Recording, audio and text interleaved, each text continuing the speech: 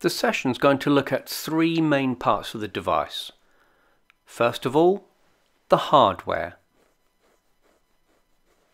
Secondly, we're going to look at one part of the screen called the control center. And finally, we're going to look at some of the settings and how they can enhance your user experience. So without further ado, let's have a look at the hardware. On your screen, there's a list of different buttons.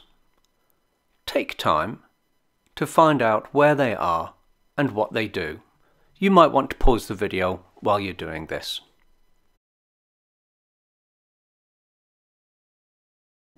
Hopefully you've found all of them, but if there are some you don't recognize, we'll show you at the end how you can download a free user guide to help you become more familiar with the device.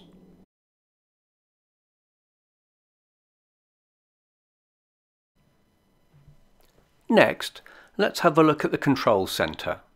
There are 5 main tools hidden in the control center, and to get to them, all you need to do is put your finger on the edge of your iPad screen and pull upwards.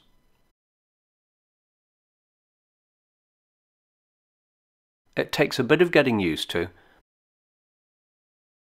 and practice makes perfect. Let's explore the really useful tools in Control Center. First of all, Airplane Mode. If you enable Airplane Mode, no data will enter or leave your iPad. Next, we have the wireless button. If you switch this off, there is no way your iPad can join a wireless network. If you're trying to join a wireless network and can't, maybe it's because this button's been switched off. The next button enables or disables Bluetooth. If you want to AirDrop, you need Bluetooth switched on. More of that later. This button allows you to switch on a feature called Do Not Disturb. With it switched on, you will get no notifications appearing at the top of your screen. This is particularly useful if you're delivering lectures and you don't want information appearing on your device, or between certain hours of the day or night. The mute button mutes the audio, so no sound will come out of your speakers. This is the screen rotation lock button. Some people find it very useful to turn the iPad landscape and lock it so that it doesn't ever rotate the image. AirDrop allows you to send and receive information from one iPad to another.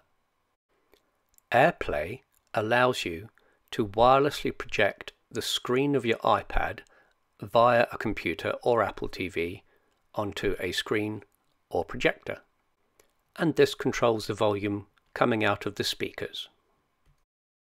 The final section here is looking at some of the settings.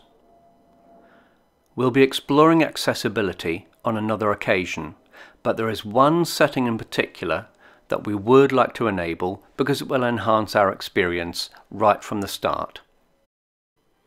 So to get to our settings, press the Home button, which is the only button on the front of the iPad.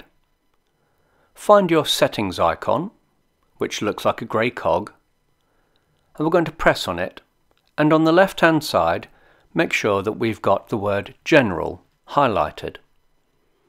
On the right hand side, select Accessibility.